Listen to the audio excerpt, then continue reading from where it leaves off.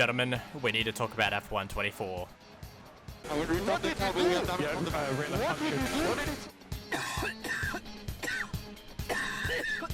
You're adopted! Oh no. Baba Booey. And he pushed me off the track. I think you have to leave the space. All the time you have to leave the space. I turn now. Good luck, everybody else. Skip it up and that up. F1 24 is a racing game where you can make overtakes, quite literally. In fact, overtaking is the preferred method. But don't let this distract you. F1 24 comes with severe smoke inhalation and poor driving standards. Yeah, I'm Really enjoying myself. In F1 24, curbs are only a suggestion. Simply drive wherever you want. Driving smooth is not needed, but hitting the subscribe button is mandatory. But now we must discuss some real points about F1 24. Gentlemen, we need to discuss the current state of F1 24. Ooh, what country is that state in? Does anybody know what I'm talking about? Is this about the dirty drivers? No, it's... Is this about how they took free content from F1 23 and are now making people pay for it in the F1 24 Podium Pass? No, that is an interesting point.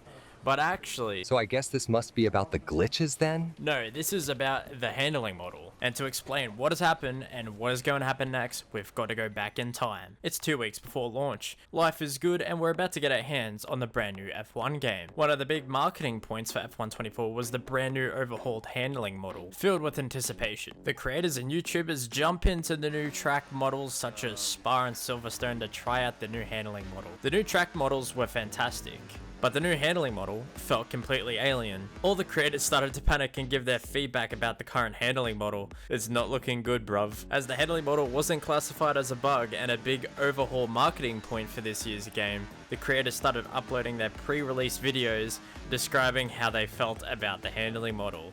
With as much feedback and help the creators tried to give, we were still days away from launch at this point. So that leaves very little time for anything to get fixed before now and the launch of the game. The game is then launched and the player base finally understands the issues with the handling model. Adding more steering lock gives you more grip through the corner. You can ride curbs the size of mountains and it still won't unsettle the car. The amount of body roll in an F1 car is exaggerated. Surprisingly, some players actually enjoyed the handling model, but this is likely due to the fact they didn't know how to exploit the car to make it go faster by cranking the steering lock beyond unnatural levels, and then people started setting world records in time trial by using unusual methods. On a positive note, EA and Codemasters are aware of these issues and they have started working on a fix for this handling model, but it'll take some time, so we're looking at an F1 22 situation where there will be a second handling model released weeks after the launch of the game. So how did we end up like this? One of the main marketing points for F1 24 was the handling model, so how did it turn out in this way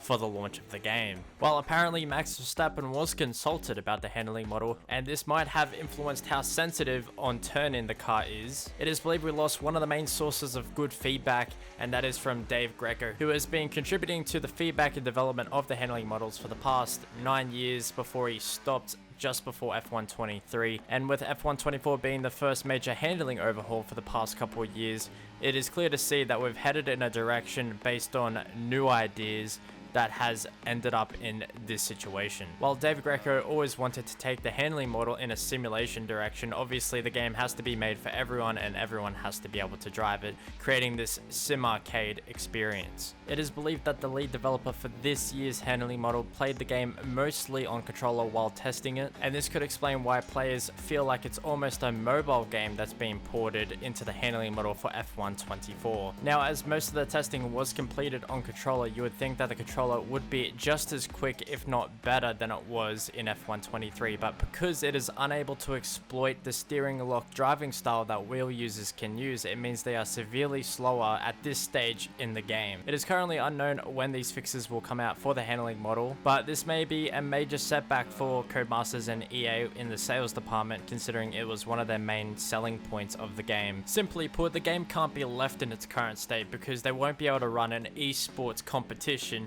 while the handling model looks like this. While it does need fixing, there is also a fair few aspects of the current handling model that are an improvement from last year's game, so not all is bad. These aspects I'm referring to is being able to sit on the edge of grip and make micro corrections and still having full control over the car, especially in wet conditions. But this is overshadowed by the fact that there is an abundance of grip, so much to the point that it makes it hard to make a burnout while heading towards the grid on a formation lap to heat up your tires. So how do we actually fix this? Well, the improvements I would make is to make there slightly less grip when stomping on the throttle, so you can't just jump on the throttle when starting a race. Reduce the amount of body roll by about 10 to 20%, and by doing this, if it means that you're going to stiffen up the suspension, this might take care of abusing the curbs as much as what we can right now. And then we have the steering lock issue. Simply put, when we reach a certain amount of steering lock, we should start getting pushing in the front axle and it should start understeering, not gripping up, which is what's currently happening. Just the other day I went to the track and a person spun out in front of me. The case was that he played too much F124.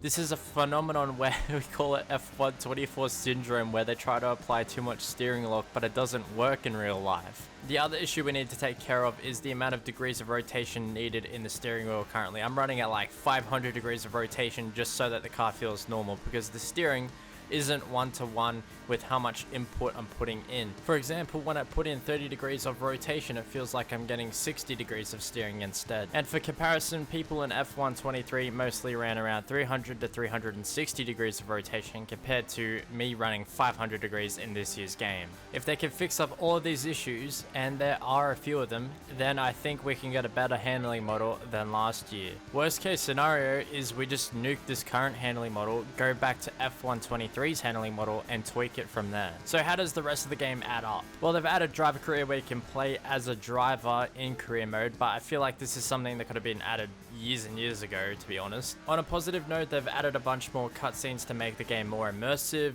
They've also added on to the development of the car in career mode, and also added on to the rivalry kind of system between other drivers and giving you goals midway through a race. But in terms of the multiplayer experience, it feels rather unchanged from F123, and you can't exactly ignore the handling model there when you're racing against other players. If somebody else is gonna exploit the unusual driving style to go faster, then that kind of forces you into also doing the same if you want to match their lap time. I do feel like overtaking is actually easier this year due to the way the ERS system works, so I think that's an improvement for battles on the track, because you can basically press a button and the ERS is that powerful that you can get alongside someone from pretty far back. Even though the handling model isn't in a great state now, it is good that Codemasters and EA are working with the esports drivers and other sim racers to try and make this better.